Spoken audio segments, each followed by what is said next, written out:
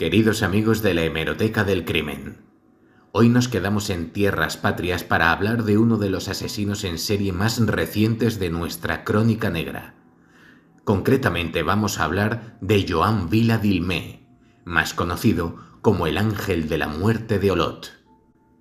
Joan Vila d'Ilmé nació en Castellfollit de la Roca, La Garrotxa, Cataluña, en 1965, en el seno de una familia obrera que trabajaba en el sector de los embutidos. Joan era mal estudiante y totalmente asocial. No le gustaba salir de su casa y mucho menos relacionarse con los jóvenes de su municipio. Tampoco encontraba su sitio en la vida, ni en los estudios ni en su entorno personal. Como afirman algunos amigos de su infancia, no tuvo una adolescencia fácil. Contó con fuertes inseguridades que le marcaron su carácter para siempre. Su mayor problema, el acné. Debió sufrir mucho debido a los brotes que tenía por toda la cara, además de por su indefinición sexual y por un temblor de manos significativo. Los psiquiatras confirmaron estos hechos como un sentimiento de ansiedad vital. Durante un tiempo, Vila se recluyó en un pequeño apartamento familiar de Castellón de Ampurias, donde podía mantener su anonimato. Posteriormente abrió en Figueras la peluquería Tons Cabell Moda, que poco tiempo después tuvo que cerrar, posiblemente por una estafa por parte de su socio. Una vez cerrado el local, decidió estudiar quiromasaje, pasando por ser ayudante de cocina en el Casino de Peralada, situado en la comarca de Alt Empordà.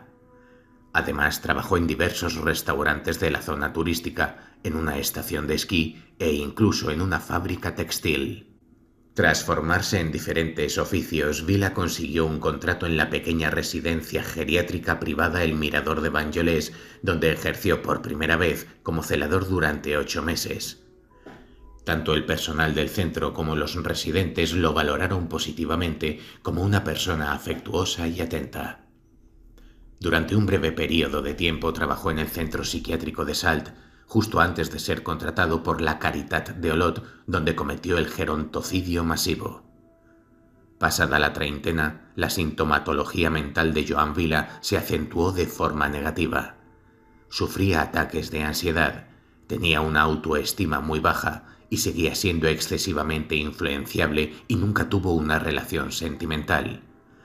Fumador empedernido, fue diagnosticado con trastorno obsesivo-compulsivo, algo que empeoró su temblor y sudor de manos, lo cual le preocupaba de forma especial. Además, consumía muchas bebidas energéticas, a veces mezcladas con ansiolíticos y alcohol. Era un maniático del orden y seguía una rutina alimentaria compulsiva. Paralelamente, no se sabe si por su acercamiento a la muerte o por las horas que pasaba en el geriátrico, Joan comenzó a aficionarse a la tanatopraxia, o lo que es lo mismo, el maquillaje de los cadáveres, algo que se demostraría durante la etapa en la que cometió los hechos criminales y que los mozos de escuadra detectaron en el disco duro de su ordenador personal tras ser detenido. Adquirió también múltiples libros sobre fenómenos paranormales, la muerte y la tanatopraxia, a través de su vínculo con una peluquería del barrio. Empezó a ser medicado bajo supervisión psiquiátrica. Cuando entró en 2006 en la residencia de Olot, en ese momento el centro estaba dirigido por uno de sus psicólogos, Joan Sala, que no vio ningún peligro en el nuevo celador. Sus turnos se dividían entre los días festivos y los fines de semana, por lo que trabajaba en horas con poca afluencia de personal. La Fundación La Caritat es una entidad sin ánimo de lucro fuertemente arraigada a Olot, que nació en el año 1914 con la finalidad de atender a los pobres de la época. La residencia está especializada en la atención a la dependencia. Su principal misión es ofrecer un servicio personalizado para favorecer la autonomía a las personas que, por razones sociales, emocionales, físicas, psicológicas o económicas, presentan algún tipo de dependencia. El centro ofrece residencia asistida, centro de día y ayuda al domicilio. También cuentan con diversas actividades, gimnasios, salidas, actividad cognitiva. En definitiva, una residencia totalmente normal que tuvo la mala fortuna de contratar al auxiliar equivocado. El inicio de los asesinatos múltiples tuvo lugar 3 años y medio después de que empezara a trabajar en el centro, en agosto de 2009. Vila cometió sus primeros asesinatos con dos métodos iniciales diferentes. El primero, un cóctel de barbitúricos y fármacos que trituraba, mezclaba con agua y administraba a la víctima por vía oral. El segundo, empleado con los ancianos que eran diabéticos, consistía en administrar una sobredosis de insulina por vía intravenosa. Estos asesinatos se cometieron de forma muy espaciada en el tiempo, cada 2 o 3 meses hasta otoño de 2010, y durante la muerte muchos familiares relataron que su sufrimiento fue agónico, incluso sangrando por la boca. Las víctimas eran en su mayoría mujeres de entre 80 y 96 años.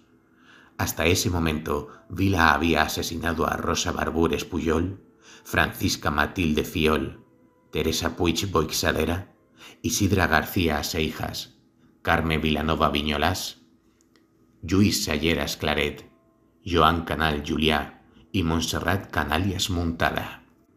Desde 2006 hasta el momento previo a los 3 últimos gerontocidios, el celador se lamentaba con el resto del personal del geriátrico de esta manera: «Todas las ancianas se me mueren a mí».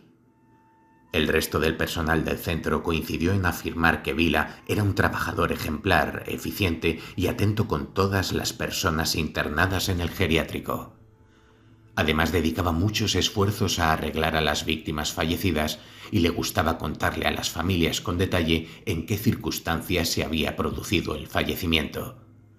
A finales de septiembre, Vila empezó a tener un cambio de carácter y a mostrarse más intransigente y violento. Afirmaba que estaba harto de las personas mayores y que quería cambiar de trabajo para dedicarse a la tanatopraxia. Tras el asesinato de Joan Canal Julià, que se produjo el 19 de septiembre de 2010, Vila obligó a una compañera de trabajo a entrar en la habitación del difunto. Sus últimos asesinatos se produjeron de forma muy consecutiva. Entre el 12 y el 17 de octubre asesinó a Sabina Mas Llorens Sala, Montserrat Guillamet Bartolich y Paquita Gironès Quintana. Como consecuencia de su incremento de violencia, el celador cambió de táctica en estos 3 crímenes, empleando una mucho más cruel y agónica. Les hacía beber lejía o les inyectaba ácido desincrustante y otras sustancias corrosivas en la boca con una jeringa de grandes dimensiones. Esta técnica mataba a las víctimas con un largo e intenso dolor provocado por las graves quemaduras internas de hipoclorito de sodio en el esófago, las mucosas internas y los pulmones. A lo largo de esa semana, Vila confesó en el juicio que había estado bebiendo vino con Coca-Cola durante 10 días.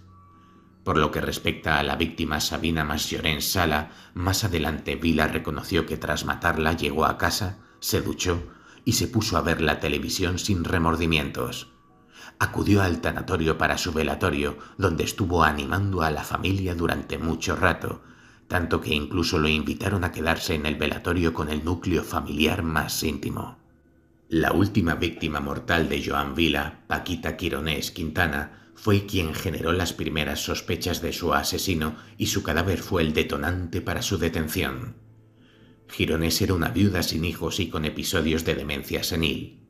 Llevaba internada en la Caritat desde hacía varios años y desarrolló una relación muy tensa con Vila, a quien intentó denunciar durante más de un mes por malos tratos.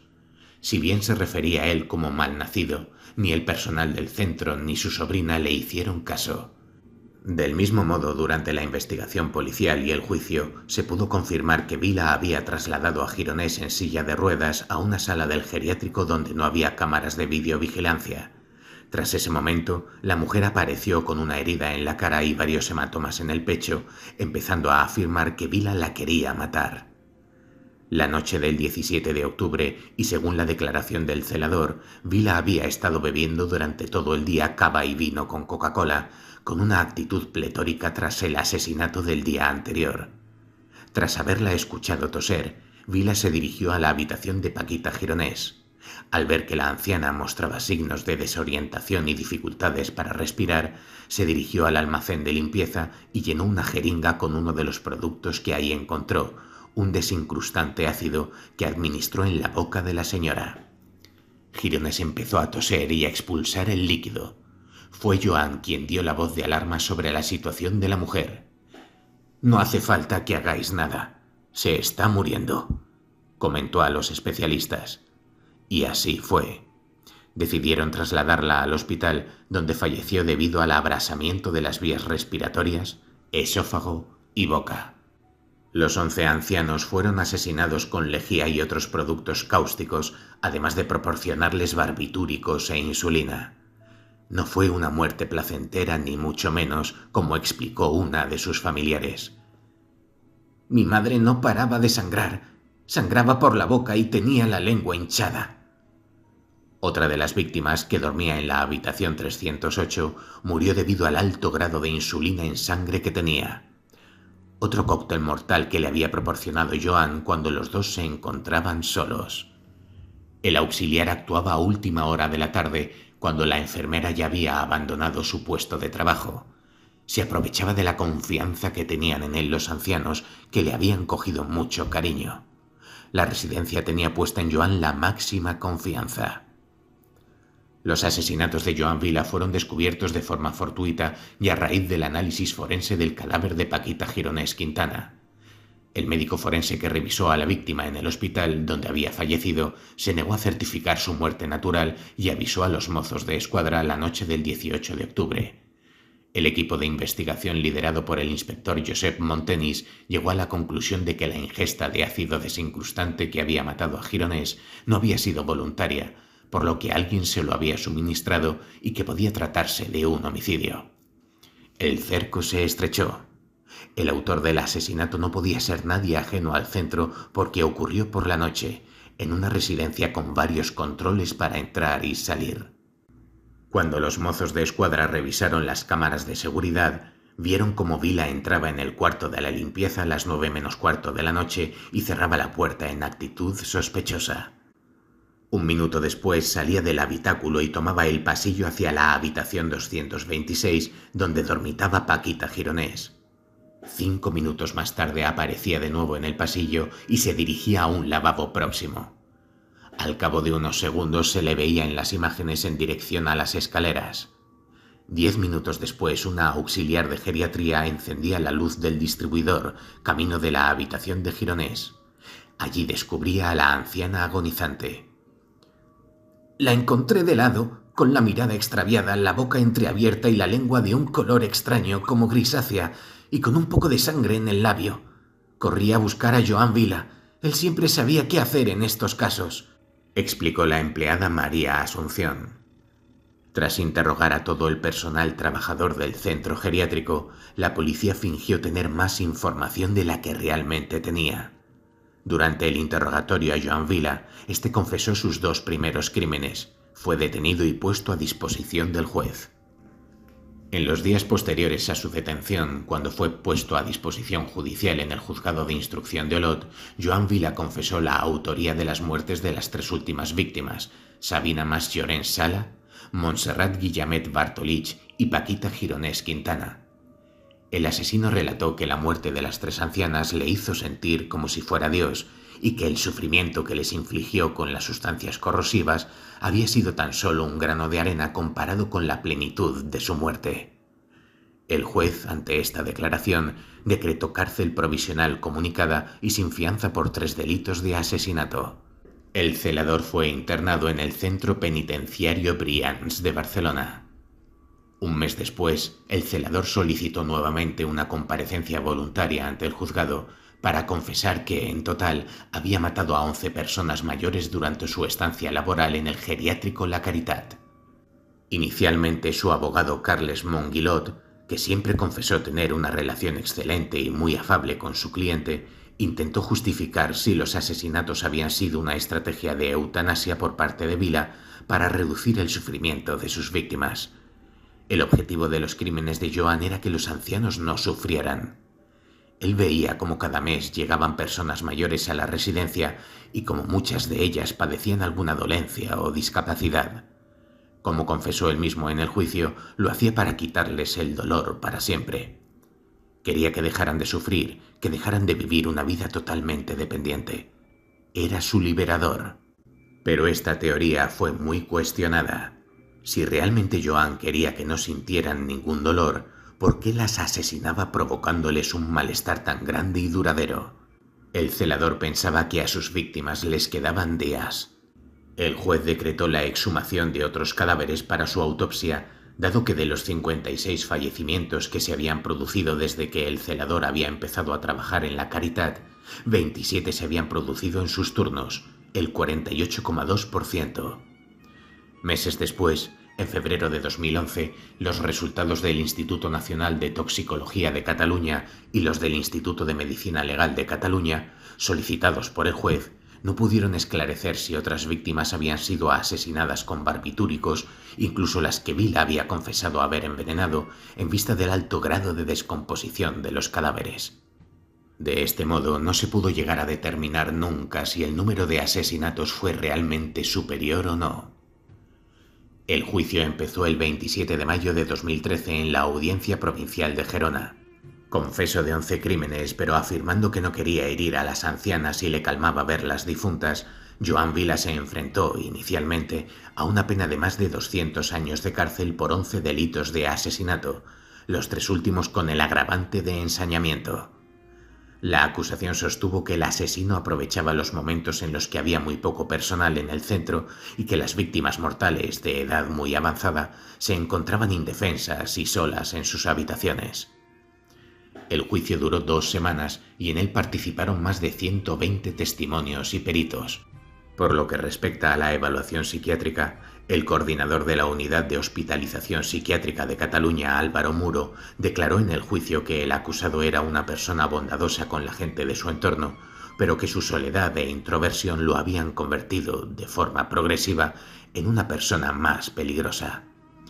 A pesar del tratamiento psiquiátrico que había recibido en los primeros años, el resto de peritos que lo evaluaron afirmaron que Vila no era un psicópata, ni padecía de personalidad múltiple, ni no sabía distinguir entre bien y el mal, por lo que no había motivos para apelar a estas cuestiones como atenuantes de los asesinatos.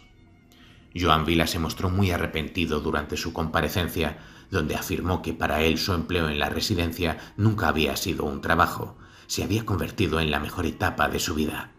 Además pidió perdón a todas las familias de las víctimas, ya que su deseo no era llegar a esos extremos.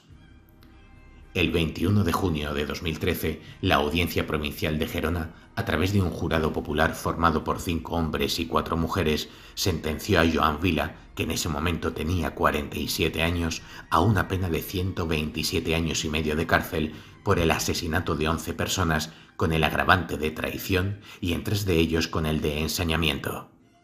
Por lo que respecta a los primeros 10 asesinados, las penas impuestas oscilaron entre los 10 y los 13 años de cárcel con el atenuante de confesión. Sin embargo, para la última víctima, Paquita Gironès Quintana, se le aplicó la pena máxima de 20 años y 10 meses por causa de los agravantes de traición y crueldad, eximiendo al asesino del posible atenuante muy cualificado de confesión. En total, de los 194 años de cárcel posibles, el culpable fue sentenciado a 127 años. Adicionalmente, se le prohibió acercarse a menos de 100 metros o a comunicarse con cualquiera de las familias de las víctimas mortales durante un periodo de 10 años. Si bien la pena impuesta fue de 127 años, la estancia máxima establecida por la normativa penal en estos casos es de 40 años de cárcel, a los que se decidió aplicar los beneficios penitenciarios de la pena global, hecho que retrasaría su salida de la cárcel establecida en el Centro Penitenciario Puig de les Basses en Figueras. En términos económicos, el importe de las indemnizaciones totales por los asesinatos cometidos ascendió a los 369.000 euros en concepto de responsabilidad civil derivada del delito. Además, también se impuso parte de este importe al Centro Geriátrico La Caritat de Olot, basándose en un artículo del Código Penal que explicita que las personas jurídicas titulares de un establecimiento donde un trabajador ha cometido un delito también son responsables civiles subsidiarios. No obstante, esta indemnización económica de entre 6.000 y 39.000 euros, según la vinculación de cada víctima con sus familias, fue asumida por la aseguradora Zurich Insurance Group. La defensa de Joan Vila interpuso un recurso ante el Tribunal Superior de Justicia de Cataluña, alegando que se había vulnerado la presunción de inocencia de su cliente, pues se le condenó utilizando únicamente la confesión como prueba y los análisis de las autopsias habían sido inconcluyentes. No obstante, el tribunal confirmó la sentencia y las penas el 24 de febrero de 2014. Tiempo después, el recurso de casación que también interpuso la representación de Vila ante el Tribunal Supremo de España fue desestimado el 10 de octubre de 2014 por la Sala Segunda, Sala de lo Penal de este órgano. El Tribunal Supremo además impuso unos gastos de recurso a la defensa y le recriminó que durante los juicios admitiera 11 crímenes y, tras la condena, pusiera 8 en duda. Tras ser encarcelado por los crímenes, le fue diagnosticado un trastorno obsesivo-compulsivo con brotes depresivos. Los especialistas que le han examinado han afirmado que no manifiesta signos de arrepentimiento. Tampoco sufre ningún trastorno de personalidad ni tiene alteradas sus capacidades cognitivas y volitivas.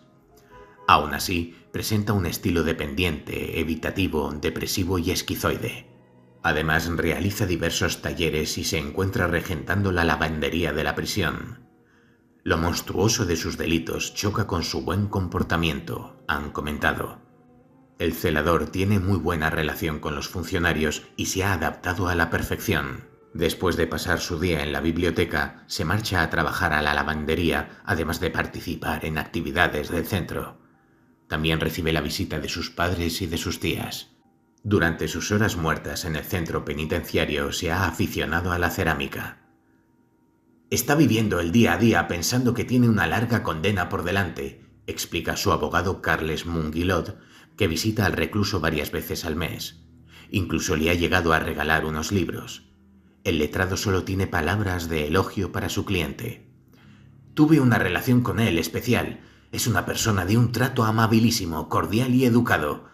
Lo es conmigo y con todo el mundo, afirmaba a El País. Pero precisamente Joan era bueno con todo el mundo. Con los ancianos mantenía una relación muy buena, afable, se mostraba predispuesto a ayudarlos con todos los inconvenientes que les surgían durante sus días en la residencia. Sabía sus nombres, conocía a los familiares, se preocupaba por su salud e incluso le pintaba las uñas a algunas de las ancianas. Cuando internó en la unidad de psiquiatría de la cárcel de Brians, sus padres lo pasaron mal. En esa minúscula habitación le visitaban con asiduidad. Era el único momento que Encarnación y Rodrigo salían de su vivienda. El matrimonio vive recluido en su casa de Castelldefels de la Roca cerrada a cal y canto. Una de las veces que Encarnación bajó a la calle, se encontró con la hija de una de las víctimas y ambas comenzaron a llorar desconsoladas. «Tú eres víctima, pero yo también lo soy», confesaron. En el pueblo los vecinos han decidido hacer un pacto de silencio. Su único objetivo es proteger a la familia de Joan, que está hundida desde hace más de 6 años. Joan Vila en la cultura popular. Tenemos el libro El celador de Olot, escrito por Matías Crowder. Hasta aquí, queridos amigos, la historia del ángel de la muerte de Olot. Y la verdad es que, si bien es cierto que en esta sección hablamos de criminales, de asesinos en serie, de auténticos monstruos, yo personalmente siento una mayor adversión cuando las víctimas de estos criminales son o bien niños o bien ancianos, personas que ya están al final de sus vidas y en lugar de pasar sus últimos momentos de una manera tranquila, plácida y en paz, sufren el tormento de caer en las garras de estas personas. Queda demostrado una vez más que en la vida real los monstruos existen.